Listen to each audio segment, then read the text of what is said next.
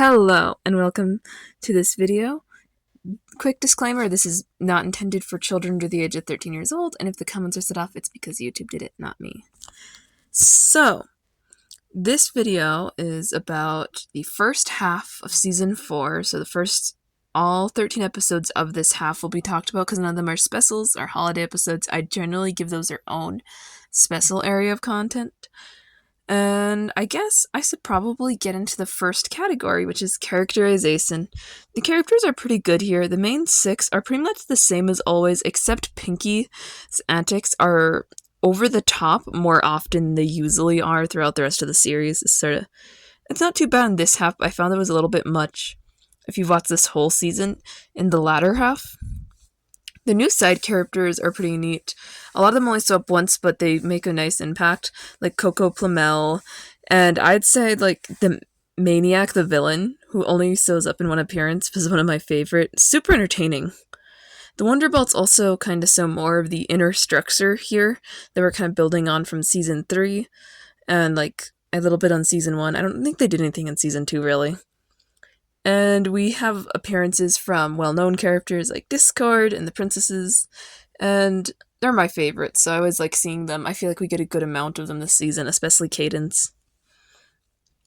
I will now move into voice acting. So the voice acting is really great. All the VAs who have established characters are really settling in nicely to their roles, and there's a lot more new characters, whether they be one-off or characters that are continuing to develop.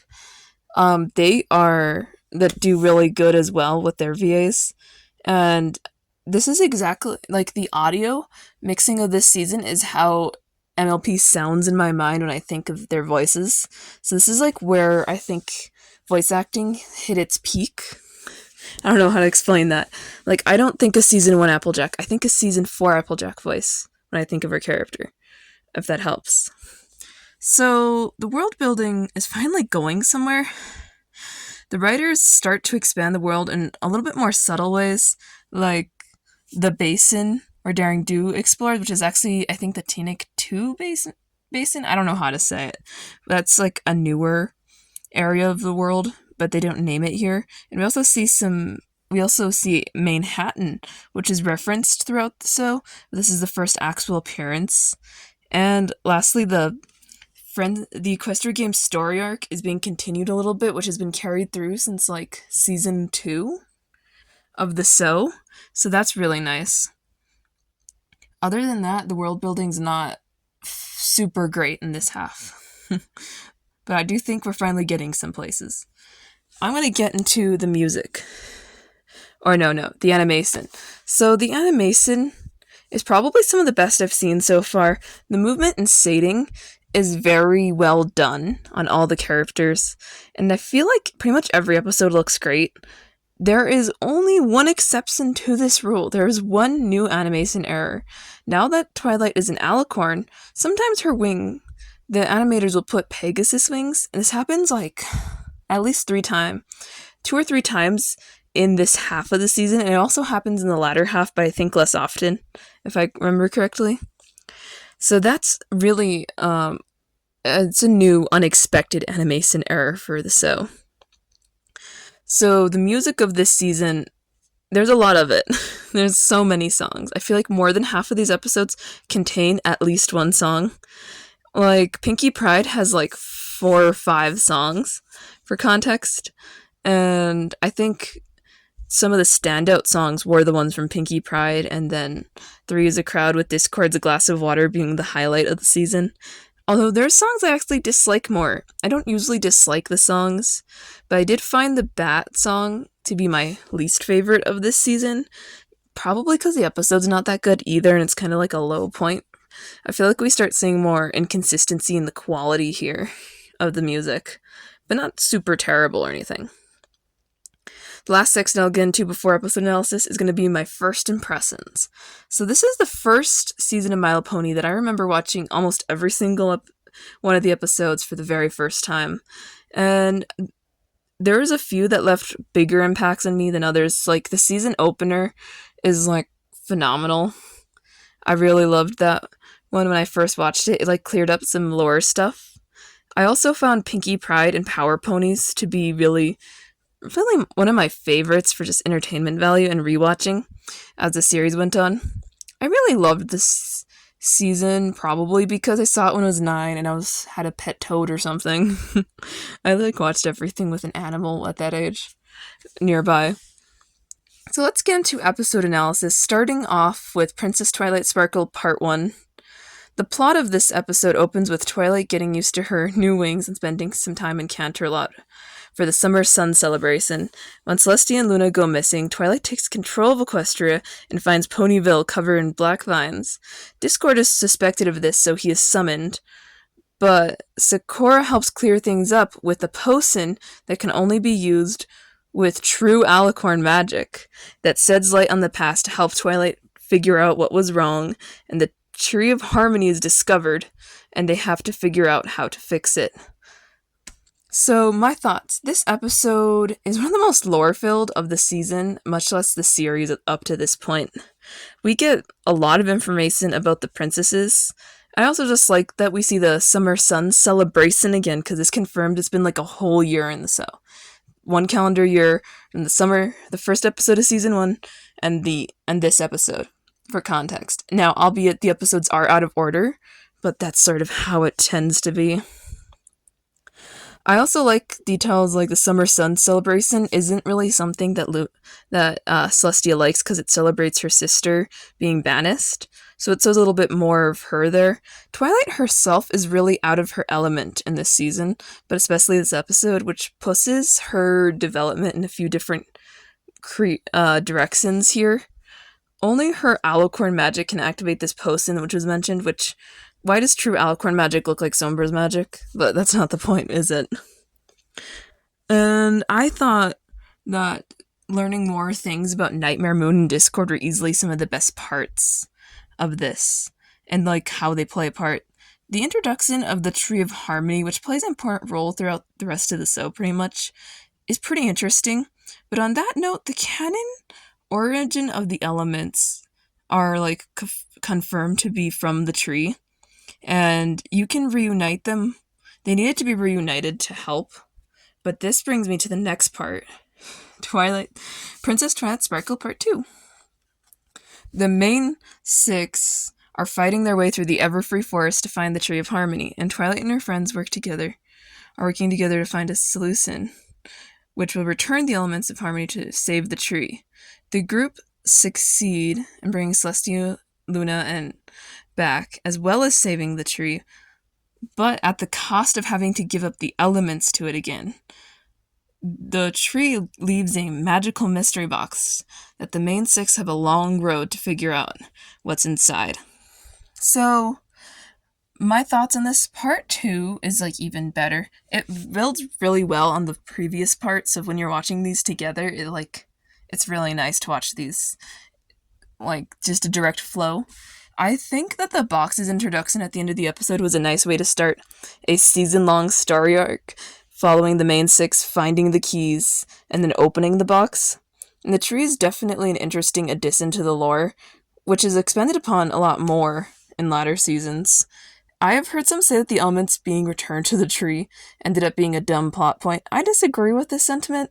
Just because later in the series they were safely taken from the tree without major issue does not make it pointless. The tree has protected Equestria for at least 1,000 years without them. A few days is not gonna crash their entire country.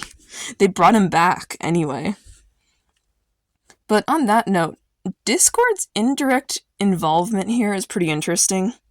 The writers sort of make him the one at fault without making him evil, which was an interesting way of going about it. The seeds he planted to get the princesses over 1,000 years ago only just now had grown because the tree had become weaker. And that was interesting to see that there is a hard time limit on this tree's ability to function independently, which was probably pretty tested by Gen 5's era. But I guess we should move on to the 3rd episode of the series, which is Castlemania. Twilight is trying to figure out what the Box of Harmony does, so she goes to the ruins of the castle of the 2 sisters. Unbeknownst to her, the rest of the main 6 are also there, but every pony believes that the other pony is the Pony of Shadows and a chaotic chain of events has the group come together and discover that there is no Pony Shadows. It's just them getting lost in a castle. Or maybe is there a Pony Shadows? Dun dun dun. So, my thoughts. This episode was quite fun to watch. It's not There's not much to really say about it other except for the fact that the Journal of Two Sisters is confirmed as canon here. And I have read this book. It's pretty neat. You should probably check it out. And I also thought the Pony Shadows at the very end was a fun way to like poke fun at the theories part of the fandom, because Shadows can't have glowing eyes, but this one does. So it's clearly not a literal shadow of a pony like Sakura. It's like an entity in the castle. So that's really interesting. I feel like this has been super relevant to the fandom, like back in the early days, the Pony of Shadows thing, which is sort of expanded on later, but not really. But yeah, I'm still pretty sure that this is not all that deep, but the episode Shadow Play confirms the existence of a similar entity, so that's nice.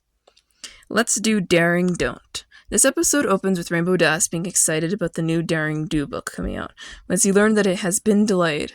Rainbow Dash and the rest of the main six go and find the writer to help her finish the book. When they get involved, just to get involved in a real-life Daring Do adventure because AK Yearling is actually Daring Do. And the villains are trying to steal the gold ring and sell it to Aoizoto. If the ring is returned with the other 7, there will be a 7th century summer in the basins, and the main 6 and Daring Do work together to stop all the bad guys and pretty much win. Well, my thoughts. Welcome to the episode that completely shattered the entire fandom's view of Daring Do. Mainly because she's real in canon, but she's not fiction within fiction like most people thought. Most people were confused by the fact that she is just a recolor of Rainbow Dash. If you look at Daring Do and Rainbow Dash together, like, it's abundantly clear. This made a lot more sense when people thought that she was fiction within fiction, because it's Rainbow Dash applying her features to someone she envies. But in real life, it's just a wild coincidence, if you know what I mean. And I think this can just be written off as, like, them not wanting to change the character rig for this episode. It's probably not very special reason. That being said, there's a fair amount of action for a My Little Pony episode. This is kind of like a My Little Pony version of Indiana Jones and all that tends to come with that concept. And I really like that being explored here. Episode 5, Flight to the Finish. The Equestria Games have a flag-carrying contest to see which pony will carry the flag for their pony, for Ponyville. The Cutie Mark Crusaders decide to enter and basically write a little performance for Ponyville, where they talk about being a hub for all ponies kinds to live, when Diamond Tiara and Silver Spoon begin to bully them, as they always do, and make fun of the fact that Scootaloo cannot fly, even though she's a Pegasus. This hurts Scootaloo's feelings, ends up sabotaging the routine, making her want to drop out of the competition entirely. Eventually, Rainbow Dash and the other Cutie Mark Crusaders help Scootaloo understand that she doesn't need to fly for her routine, she just needs to do her best. And they enter and end up winning their spot in the Equestria Games. My thoughts. This episode is one of the first Crusader-centered episodes I've seen in a while, and as far as it goes, this is a very good one. It develops Scootaloo more so than the others in exploring her insecurities around flying, or I guess the lack thereof for flying. This episode also builds into the Equestria Games arc that has been going since like early season 2, with the flag carrying contest being one more addition to what we know about the games before we actually see it. And the song here is pretty good considering 2 of the Crusaders are known for not being good at singing. And definitely one of the best Crusader songs we have actually heard in the series. They only have a few, but this one's nice. And I enjoyed this one pretty good for that. So the 6th episode of the season is Power Ponies. The plot follows Spike and the main 6 fixing up the castle of the two sisters when they get stuck in his Power Ponies comic book, which is enchanted. The main 6 become the Power Ponies, and Spike becomes their sidekick Humdrum. Now they must stop the maniac from using her weapon, the hairspray ray of doom, with the help of Spike and working together to disable the weapon. Spike realizes that being a sidekick doesn't make him unimportant, and that he can help the ponies, and they defeat the maniac and return to their own dimension. My thoughts. I absolutely adored this one as a kid, and probably because it has a very entertaining plot. Spike's comic book being enchanted and taking them to an alternate superhero universe was an interesting choice for the writers here. I absolutely loved the design for Maniac and the Power Ponies. It really fit all the characters well. And, like, Maniac is just a pretty cool villain. So he has a very Jokerish vibe, which I like. This is a pretty well done Joker. And this is probably one of my favorites of the whole season. And it holds up really well, almost 10 years on from its release. So this is where we follow it with Bats, Episode 7. Sweet Apple Acres has a fruit bat infestation that's rapidly destroying their crops. Applejack believes that drastic measures must be taken, but Fluttershy disagrees because vampire fruit bats can help the farm out in the long term. Applejack convinces Twilight to use a mind control spell on the bats so they will stop eating all the apples. That backfires and makes Fluttershy a vampire bat. The rest of the main 6 have to return Fluttershy to her original state before she becomes a fruit bat forever. And after she's returned to her original state, they write a letter to Celestia about not over-controlling things. My thoughts.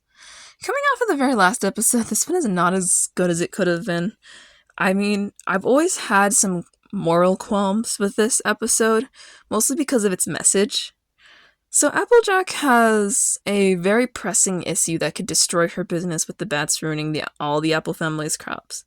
And their farm is the cornerstone of Ponyville. And Applejack claims they're helping maybe in 7 to 20 years, depending on what kind of trees and what age they are. Most apple trees begin blooming around 5 years. They have magic, so I'm going to give them 7 years before the bats can really influence us in a positive way. But other than that random tree fact I don't really, they're literally taking out every apple in their paths, and most of the trees were already failing. So, like, there's a chance the farm would have been done under long before the bats helped. That being said, there are other things to worry about with the whole mind control spell that Twilight uses to stop the bats, because it kind of takes away the agency of a living creature, which is a bit of a moral debate in of itself. So that was concerning. And I don't know why she'd think this would work. Last time she used it, it did not work. A mind control spell on those little guys that were invading Ponyville, Parasprites. So this doesn't really make that much sense for her to think it would work now. I guess the only real pro to this episode is we get a pretty cool Flutterbat design, and that's pretty much it. The next episode is Rarity Takes on Manhattan. The plot follows Rarity and the rest of the main 6 going to Manhattan for a big Fast and Slow Sex competition, where Rarity also promises to take them to a play. She meets an old friend at the show who uses her generosity to steal Rarity's designs, so the main 6 help her make an entirely new collection at the cost of missing their play. Rarity tries to make it up to them because he feels guilty about taking away all their free time by getting them new tickets, but she has to stay in Manhattan to make costumes for the play to keep up her end of the deal. When Coco Plumel, the assistant of Surrey Polo Mare, tells her that she actually won the competition the entire time and that she lied because her boss told her to. My thoughts. This episode is like pretty. It has a lot of fun things about it. I think there's a lot to enjoy for a Rarity-centered plot. I like that Meredy is moving towards her like series long dream. This is like the first cornerstone. Now, it's not nice to see how she treats her friends here though. She makes basically a sweatshop and gaslights them into not going to the play that she already got the tickets for. But aside from that, the introduction of Coco Plumel was pretty nice. I really like how she helps out, and she shows up in a future season as well. Even though it did cost her job with Surrey Polymere, Rarity was able to basically give her job in Manhattan to her, and she ends up earning her last key this way because Coco Plumel gives her key is like a little rainbow thread that actually is very important for the end of the season, a part of the whole box arc. So this is like another box arc episode. This is the first of the series. So the very next episode is Pinkie Apple Pie. Pinkie Pie, the plot follows Pinkie Pie discovering that she could be related to the Apple family, but she cannot figure out whether or not it's entirely true, so she goes on a road trip with them to Great Aunt Goldie's for answers. On the way there, things start going wrong, like the wagon breaking and going through the scariest cave in Equestria. The group eventually makes it to Goldie's, just to find out that the records they're looking for are also damaged, and they're still not sure if Pinkie's related or not. Even with this information, they come to the realization that they're still family regardless of proof that they're genetically related. So this is a fairly good episode for Pinkie and the Apple family because we see a little bit more of how they interact. I thought it was pretty cute to see how Pinkie and Apple Bloom got along. It's very like their energy bounces off of each other so well. And they actually show up a lot on screen together. It's kind of interesting.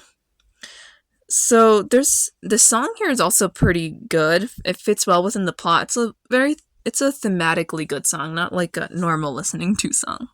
I found the whole concept pretty interesting of Applejack potentially being related to Pinkie Pie and making them like super distant cousins, like barely related but still kind of there. It's not really confirmed here, but I think it's a harmless enough idea that she could be related given everything, and I think that's fine. Also nice to see Granny Smith again. She's always fun to watch. Moving on to the very next episode, Rainbow Falls. Rainbow Dash is working with the Ponyville relay flying team for their dissonant in the Equestria Games at Rainbow Falls once he gets offered a position on the Cloudsdale team when Soren gets hurt. She trains with both teams behind the Ponyville team's back, but she eventually has to pick between which teams he'll stay with. Once he doesn't know what to do, Rainbow fakes being hurt, and eventually, after speaking with Soren, realizes he has to pick a side and come clean. So he chooses to do the right thing, which is giving up her chance to fly with the Wonderbolts and sticking with the Ponyville team. I'm not really sure I like this episode much on the My Thoughts section, but it really doesn't treat Rainbow Dash all that great.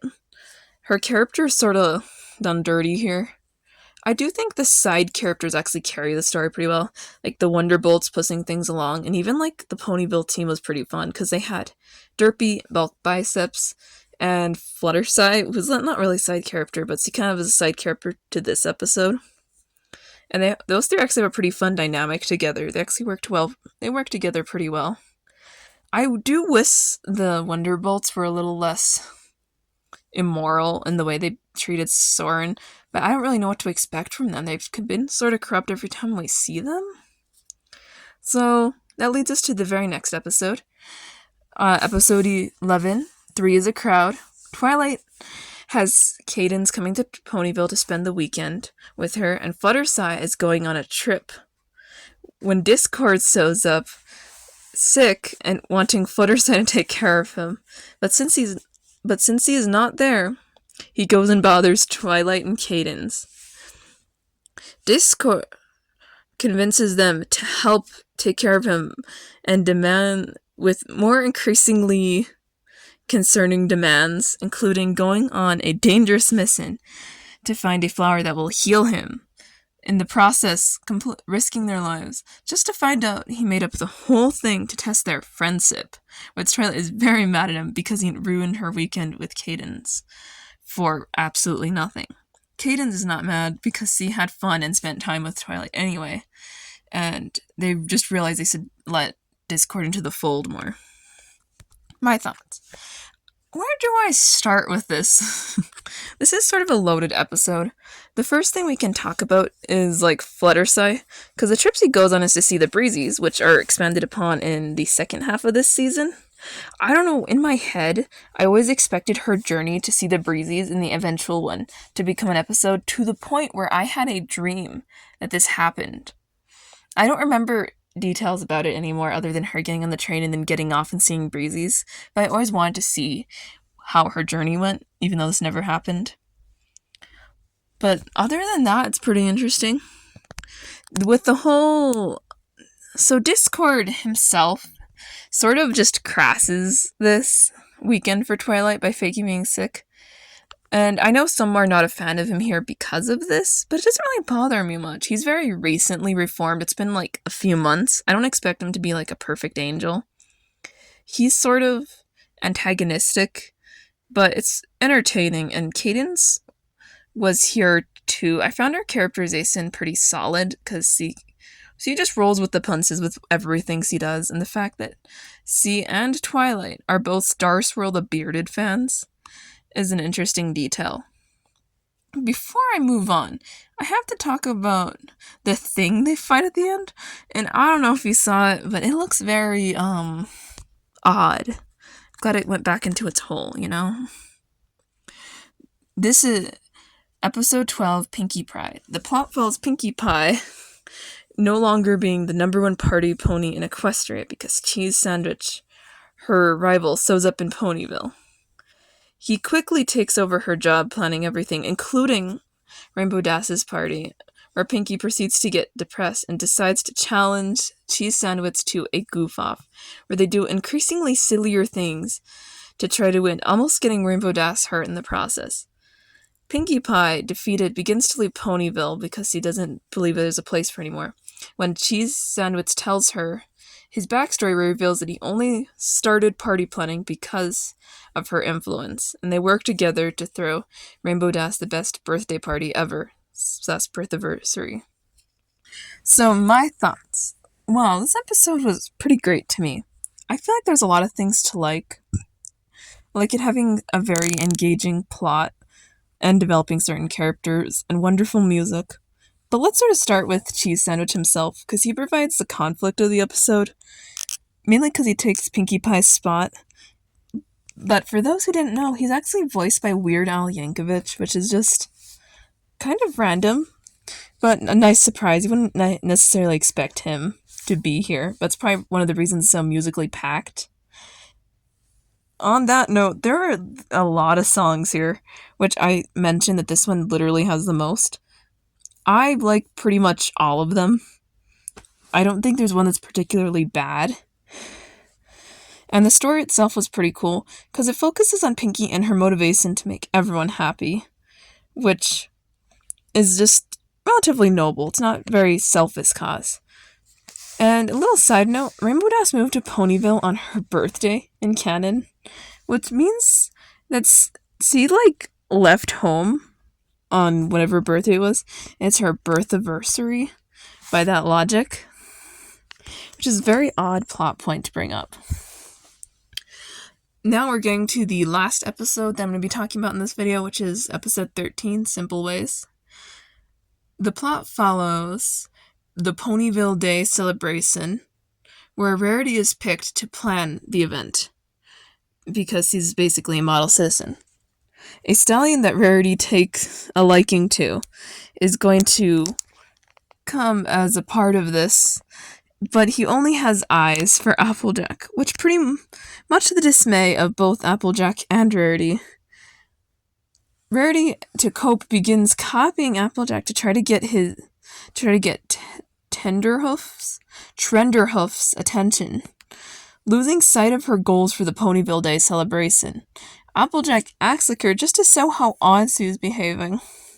Only after this, he starts fixing her plans for the celebration and puts Trenderhoof in his place, where he eventually leaves. My thoughts. Having this episode be the mid-season finale is sort of a letdown. I'm sure that this one isn't like the worst episode.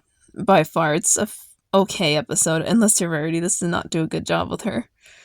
But the whole thing's okay.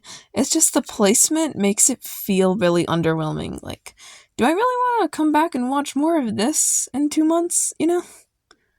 I think the stallion Trenderhoof was an interesting thing because he kind of makes fun of country folks unintentionally. And as someone who lives in the country, I'm not a fan of that. He kind of makes me mad. Not to mention, Rarity changes everything about herself to try to get him to like her, which is, I think, pretty out of character for her in general. At least Applejack is pretty good here. I find that her character doesn't really do anything wrong, but but definitely does a pretty good job at trying to like let him down easy. She's not unreasonably rude or intentionally taking away the attention from Rarity. So it's a good Applejack episode, but not a good Rarity not a good Rarity episode. But that pretty much wraps up the episode portion, which means I'm going to go into closing thoughts. If you made it to this part, thanks for watching to the end. I know it's super long, but remember to check out my other My Little Pony content. I try to post every Saturday. That has not been going great with my internet. These take a while to edit. But that being said, tell me if you are a fan of season 4. Personally, I find that it's a pretty solid season. Midway through the run, it's like almost smack dab in the middle. And in 2 weeks, part 2 of season 4 will be out, which is probably, like, I'm super hyped to talk about Twilight's Kingdom, guys. It's gonna be great. Like, comment, and subscribe. Bye!